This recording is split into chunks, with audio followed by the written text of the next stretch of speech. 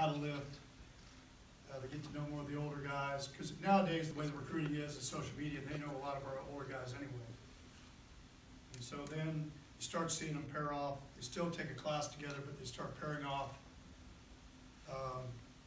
where they find the guys, you know, they're a lot like, and you'll see 2 or 3 of them. Instead of the whole group, you'll see 2 or 3 at a time, different places. So it's always interesting to see the maturation period it goes. Expand on own the process, kind of the origin of that. Well, no, own the process is what we do. I mean, everybody says trust the process. Me, it's you can't trust the process. You got to understand it. And you got to beat it. That's what own the process means. Not a lot of people practice in the heat. Not a lot of people. I mean, there's just different things we've done forever. Last year we didn't have to say own the process because we had an older senior class and they already did. I'll give you a great example. So maybe it's just coincidence. So 2 years ago, younger team doing things, because I can see when guys get tired and hot, they don't think very well. So by the end of the practice, we came in the first practice. Coincidentally, we just happened to go 6-6 in the regular season. Last year, we didn't even remember that we hadn't gone in. We stayed out in the heat and we did things for about a week and a half before we said, you know, maybe we need to start going to the indoor a little bit. Second part of practice, and we went 11-3. The mental aspect, so own the process. You know, I think I saw somebody on Twitter, the definition of what process means. So for us is, I didn't want to trust the process. I mean, Iowa State says that. For me, it's own the process. You need to get through. If you're having, I have to convince you to trust the process. Then we're way behind. We're way behind the 8 ball anyway. So. You talked about your younger quarterback, and I know you haven't said who's never your starter yet, but what has Sean showed you since his last year this spring and through the summer? Well, they all of it was a learning experience. You all think that, you know, I call it the red shirt curse. Everybody thinks he didn't redshirt, but anybody that goes through redshirt, they think, well, they get done with that, that's my worst time.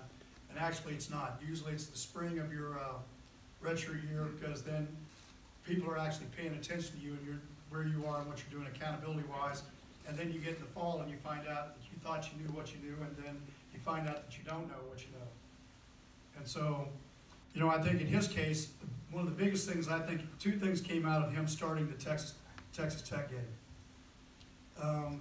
I think he learned what it took to prepare. It's one thing to prepare as a backup, especially a young guy, and you don't really understand it. So when he had to do it, the second thing he learned, you need to get down. You're not going to run over everybody. You know, I think Kenny will be a big, you know, I don't know if you know this, but Kenny Hill's back finishing his degree. He's going to be one of our student coaches. So being able to have him, especially with everything he's gone through since December, NFL camps, quarterback coaches, everything, to have him in that room. He's already in there about, you know, our 3-step drops are slower. You know, you get another set of eyes. Kids like, sometimes they listen to other kids. So having him back, he'll also, because he's going to be preparing for stuff when he gets done in January, when he finishes his degree. So he'll probably be, you know, whatever we need him to be out there. So, but it's good because you get an older person that is part of the group. You know, like Michael Downing, was our walk-on safety, was here for, that I put on scholarship, a guy that always wanted to be a coach. It's good because I can ask them their perspective as a player, learning it. Sometimes, you know, you subtly forget what exactly you're trying to get accomplished with certain things, and so bringing back what they thought, and sometimes you can make it better. Like, you know, our watch that we put on, that we do, we've tweaked it. Every year you got to change because people steal signals, they do all the things. So how do we go through aligning ourselves? And so same thing goes with quarterbacks. You know, between him, Mike, Justin, and then Grayson, I mean, the best thing about it is they went through the 15 days of spring, and then they've been all summer. Nobody knew coming in, so you have everybody doing what everybody really offensively, except the young wide receivers and the young offensive linemen. Maybe a couple of them have a chance. Really, it's, you know, you got everybody that you had in the spring. Defense was where we were down, because, you know, it was really hard to tell because you lost 35 seniors, you had 21 scholarship and 14 walk-ons, and then we had 27 guys not go through the spring game. So that was 65 guys that stood on the sideline at Stanford that weren't here at the end of the spring. So for me to have a great evaluation of what we were and how we were doing it, it wasn't a great evaluation. So there was guys that got better. And in Sean's case, but he's got to understand it's still about winning. Andy Dalton, if you guys remember, was the same way. He was throwing about 3 interceptions a ball game in 2007. We got to an off week, we were 4-4, and so we just had to put in a rule: you throw when you're out. We threw in the BYU game, but that was the only last game we lost. We ended up 8-5, and then he went on to go 36-3. Now I'm not saying that that's what Sean or Mike or Justin or any of the rest are going to do, but I think they have a pretty good handle. It's kind of like it's, you know, if you're an offensive tackle and you're working against a walk-on defensive end, not Ben Banagoo or LJ, or you don't know if you're any good at all. And so the best part about here is this is probably, when you guys get a chance, I think, what is it, not tomorrow, but the next day, is it second practice, right? You guys, well, I think you'll see that we have across the board, and I'm not saying they're better players, but I think across the board, you had three redshirt freshman safeties, and they're all in the 6', 6'2" range. We brought in 4 safeties, and 3 of them are in the 6', 6'2" range. Where like Nick was 5'10", and he did an unbelievable job for us. You know, so you bring in a guy like John Stevens, is a 6'6" kid, but he's a 7-foot high jumper. T. Hunt. You got a guy like Chase Van Wagner's really smart, of understanding routes and doing things. Darius Davis runs like he's more like a Turpin, probably faster. So all those things are great, and that and a hand grenade can get you beat up and blown up. So Jerry, you've done a good job of rotating guys in throughout the season. And I know with the quarterback now, everybody's crazy about that. Are you confident you'll be able to do that with Mike and Sean and everybody else? well, really, Mike actually, to be honest with you, the quarterback competition was a lot closer than what you thought it was at the end of the spring. Mike actually did a lot of good things. You know, Justin's biggest thing is he has to get healthy. We have to feel comfortable that we can put him in the game. But with this new redshirt rule, I mean, you can play quarterback 4 ball games now. So, I mean, that's a big Would deal. you play if a game was in hand, would you play 3 guys just to see how they do? Probably not 3 guys, no. If the game was in hand, maybe yes. But, you know, there's not, at least not, we look at all of our ball games, I think we had 1 ball game last year that was in hand. I think the first one. Outside of that, I mean, we're down to SMU 19-0 or 19-6 or 7. I mean, so you just got to get ready to go. But you know what? You know, the redshirt rule too was a little bit different than what I kind of voted for. My biggest thing was for freshmen. That rule is just for freshmen. That's what I thought it was, and it's basically for your whole football team if they have a redshirt. And they can play 4 ball games. Any age can redshirt. So that you know, you got to have a little bit better plan than what you just did, which is good because, you know, we've already redshirted quite a few guys already. But that's a lot of change with the new transfer rule and everything else that's going to go in effect. So it'll be interesting. I think coaches will be just like you. It'll be interesting as we watch how it all unfolds. Because anytime you have an unknown, right? You have an unknown, it's always hard to see how that's going to happen. So, yeah. Do you think some teams or some schools are going to try to gain the back end of the redshirt rule, the transfer rule, and like? What do you mean by backhand? Well, a kid's going to graduate, and he'd be able to transfer and play immediately. Yeah, but that's already in place. Yeah, and but there's always been this. There's lately been this push to go ahead and get the kids ahead academically, and go ahead and graduate. But now with maybe 2 years more to play, might you slow his How do you see academic 2 years? progress? You still want to get 5, unless you get hurt again and you miss part of the season. But you still would only get 5. You get 4 games in 1 year, Yeah. and then you get 4 other years. That's why people keep telling me, like, these guys are going longer, like we're going to have to pay financially more. That part of it's not changed. People were doing medical redshirts and letting kids play 3 or 4 ball games, and then coming up with a mysterious injury, and they weren't playing anymore, but they were playing 3 or 4 ball games. I mean, basically, this rule has a better chance of being, that it can help you, because at the end of the year, if you're down numbers, and you have, and your freshmen are usually a lot more mature by that time, stronger, because, you know, any young guys, we're lifting them more than we do our varsity. Your varsity maintains once you get to the season. Younger guys usually are lifting more, so they're getting better. I mean, last year, like I said in an earlier interview, we had 2 D tackles that could have played last year. We had guys down. When we had an off week, I can't remember when it was, we set 2 guys down because of ankles and just rested them for a week. And those guys came in and you didn't notice any difference. You know, I think that up front, especially quarterbacks, offensive line, I think it's a big, because they're both knowledge positions, I think it's a big deal about being able to play guys at the end of the year. But I don't think anybody's stealing. You just, you know, somebody used the Kansas State situation with the wide receiver as the biggest negative, and I'm using it the biggest positive. You're not going to have what happened to West Virginia's freshman running back, where they got the end of the season and he's redshirted, and he has to take off his red shirt because everybody else is hurt. He plays in one game and he lost a whole season. There's a lot more examples of kids that way than there are the other way. You know, my biggest thing on the transfer thing, it really has to do with just accountability, and because I just needed more parameters on the transfer rule. For the situation, everybody said I blasted. I didn't blast it. What I needed, I voted for it. I voted for guys, what it is within the AFCA level, because I'm on committees. But when it went to the transfer committee, what I needed was, okay, let's have parameters where you've got to say that you want to transfer between when you have a recruiting cycle. So December, you get done till January 31st. So one guy or 10 guys want to leave, I have the ability to be able to go out and recruit.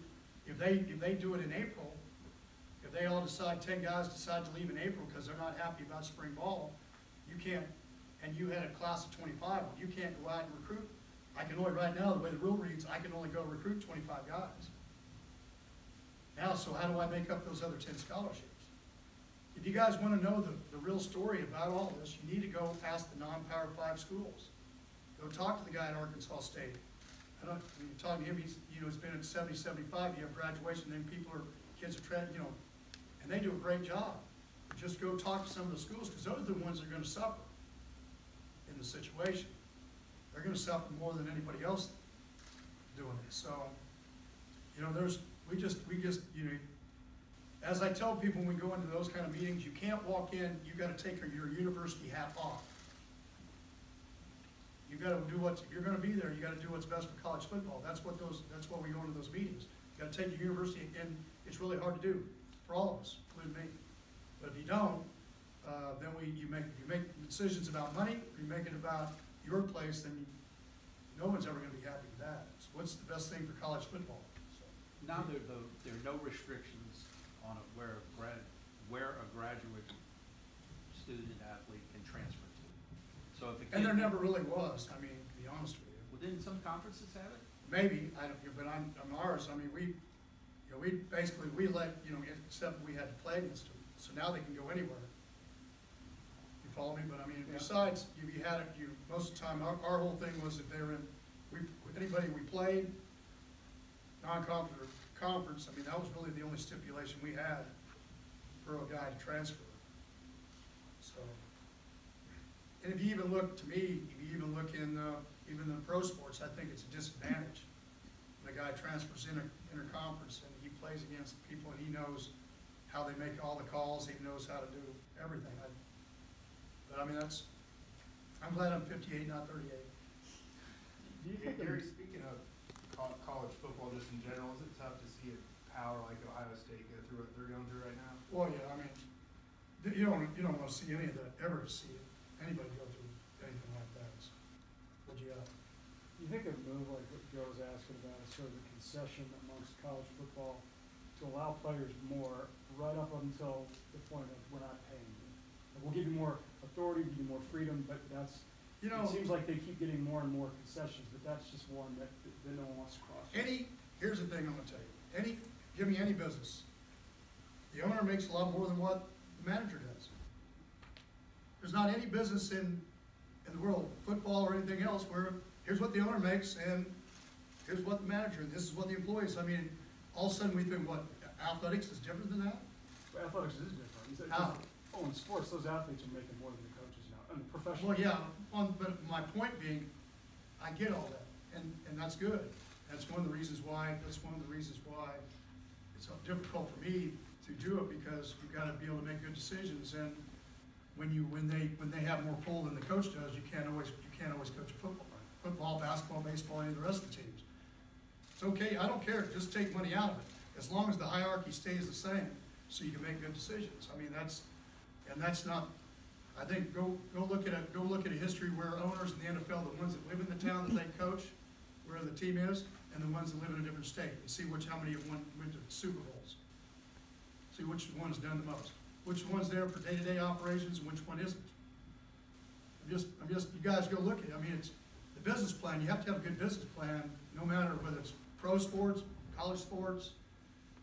My point being is that at your own home, you don't let your 17-year-old decide. When you do, you guys bring me in, you tell me how you did it, because I'd like to do that. Your 17-year-old or 18-year-old decides how you're going to pay your bills, how you buy your groceries, what kind of house you're going to live in. I mean, but we're going to say that we're going to let them determine how we play college football, I mean, or any sport in college. I mean, I've been coaching 36 years. I've been coaching 18 to 22-year-olds, and there's such a difference between an 18-year-old and a 22-year-old, let alone a 26-year-old.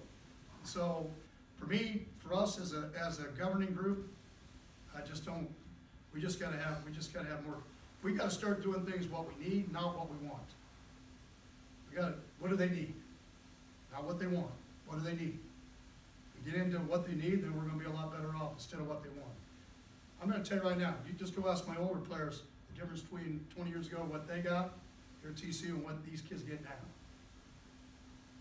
And I'm gonna tell you, I'll tell you this much right now, it'd be a very close race. What's the more positive?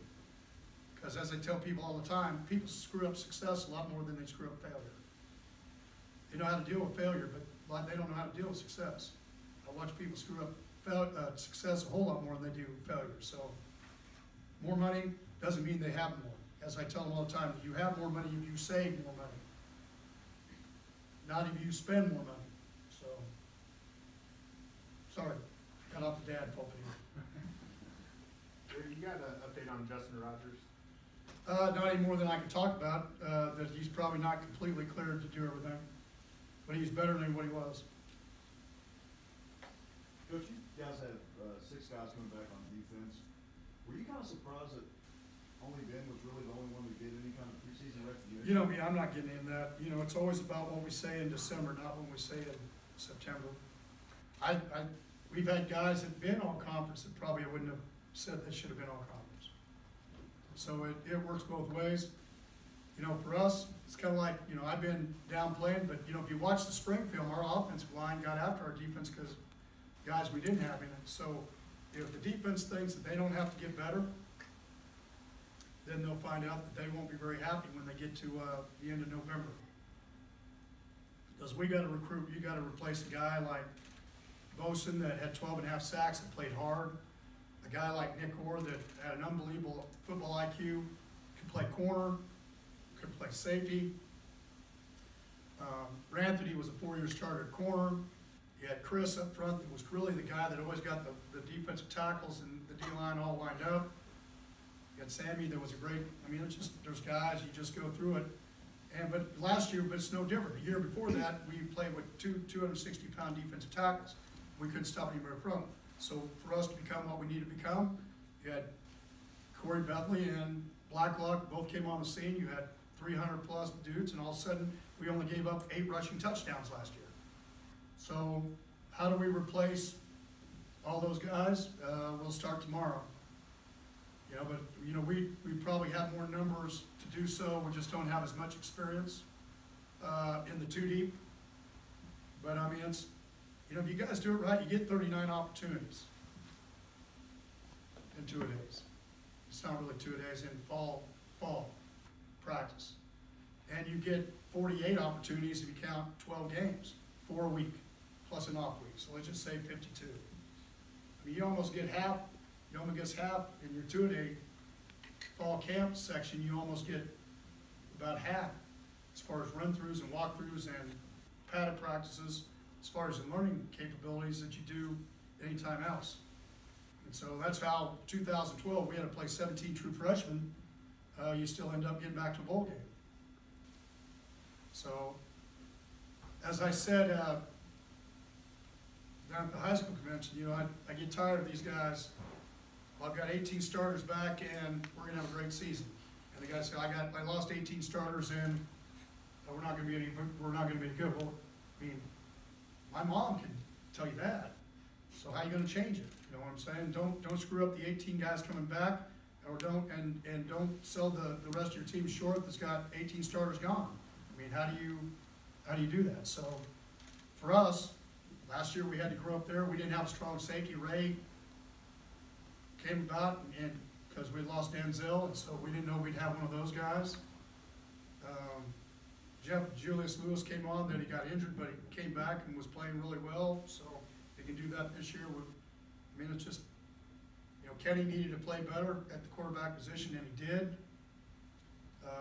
So, to me, it's, everybody's going to have to answer the same questions. Everybody lost somebody, and how do you fill those voids, and how do you make yourself better? Gary, in the time you've been here, you've seen the bond between TCU and Fort Worth probably grow stronger than ever in its history. Can you talk a little bit about that? Well, yeah, we've worked at it. You know, and it's really funny. Mayor Moncrief, it's really funny. It was on an off week and it was Sunday, and we were both at stopped at a breakfast place. It was on Sunday. Went in and we sit down because all the tables were filled at Yogi's, and it was one of those things. Well, why is it that TCU and Fort Worth don't? And so we got up from the table and we got done eating breakfast, and so we're going to do something to make sure that's not the way it's going to be. You know, I think that's what people don't understand. It's also, we spend so much time. It's like, you know, our foundation raised money the other day, this literacy and libraries that we're doing, 83 grade schools in Tarrant County. What we're trying to do and give back to, everybody says, well, you got the internet. Yeah, but not everybody has internet when they get home. So how do you get hotspots? Can they take them home? How do you get books back into it so they can learn? Whatever it is that we need to do to be able to do. If you can't ask somebody to support you and to have a great relationship with you if you don't try to, no different than you and I, you guys and myself.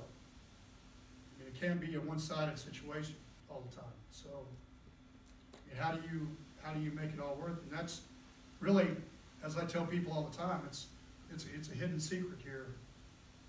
But I think the reason why TCU has become successful is because Fort Worth has helped us become that.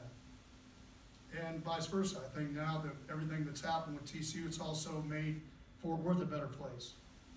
I mean, there's a different attitude about everything. It's always had great people in it. But what people thought about it, I hear people talk about not being a first class. You guys are crazy. This place is unbelievable. So how do you do it? And you know, we'll keep doing that long after I'm a ball coach. Coach, why is the expansion project so important for TCU? Well, for us, you guys see it on the website, a lot of people think, well, you know, one of the things, and this goes for us too, is what do we need, not what we want. The expansion process we have for me, and what I think is just the betterment of keeping us in place when the conferences change. Just the financial windfall of us helping what we're going to do in our budget and things we do. So if TV goes away to some extent, as far as the contracts, that TCU could still take care of TCU. I think, you know, we shouldn't just rely on that somebody else is going to always do that, and put ourselves in place that the conferences and people, powers to be, understand that TCU is going to keep climbing. But we just got done redoing our locker room, new practice fields, lighting in the indoor, the weight room floor. Just got done with basketball, starting on the stadium project. Probably somewhere between I don't know, $7–10 million a year help to the budget. I mean, we're just not going to go build the east side just because we want to go build the east side. I mean, it's too much work, to be honest with you. And so now, is it gonna give them the fans a better, way to watch a ball game? Yes, it is, because we've had a waiting list. Now we've got people, I don't know, it's 21 or 22 out of the 24 boxes are spoken for. And so a lot of the seating is already spoken for. So for us, obviously there was a need, but we didn't want to put up another side and add another 20,000 people because of the simple reason we're a private school and we have 84 to 10,000. And that doesn't make any sense. You're going to put up there and you wouldn't have people in the seats. So this way, I think it's a win-win situation any way we do it. So 2 more questions, if you have them? Coach, you say you judge your quarterbacks on Saturdays. Yep. You had Sean out there at Big 12 Media Days. How do you think he did in front of the media out there? Well, I sent 2 other offensive guys, but I think you guys watched him, I think there was a couple times I don't know what, this is a lot more, and I did it on purpose. I wanted him to see there's a lot more to this. It's easy to sit back here behind in meeting rooms and, I mean, I don't think it's any different than being a young head coach and being the guy that's been doing it for a while. You're a lot more comfortable in this setting, in every setting that you can get into that he's gonna handle himself, is gonna make him more mature. And so, even though I was kidding, I didn't send Kenny 2 years ago because I didn't want him to have to answer all the questions about A&M. So we got through the season, then he only had to answer the questions about TCU. But he's more mature and ready for that because he was older. In Sean's case, I thought really he did pretty decent. But you gotta understand the responsibility that goes along with that position. You know, as much is given, as much is asked. I mean, whether it's at the college level or the pro level, that position is probably more criticized and watched than any other position is. And so how do we help him? And so you could say that it was a test run to see, because you know me, I don't send many young people. I don't send young guys to come out but I felt like, and that's why we sent 5 instead of 4, just because I had 2 guys I knew would do good answers, but really I thought he held his own. But you guys, most of you were pretty nice to him anyways. Appreciate it. Last question? What's the approach to Ohio State? And other than them being outside the Big 12, what makes them different as an opponent? Well, I mean, they've been a top 10 university for a long time. Just look at the historical part of it. So outside of that, we've got a lot of good teams in our league. Look at Oklahoma. Oklahoma played them a year ago. So they have played them the last 2 years. So I don't know what makes them different besides they're large, probably just like Texas or A&M. They're a 50, 60,000 person university, which myself personally, I don't work as well in. I like smaller scale. So. Thanks, Coach. Yep.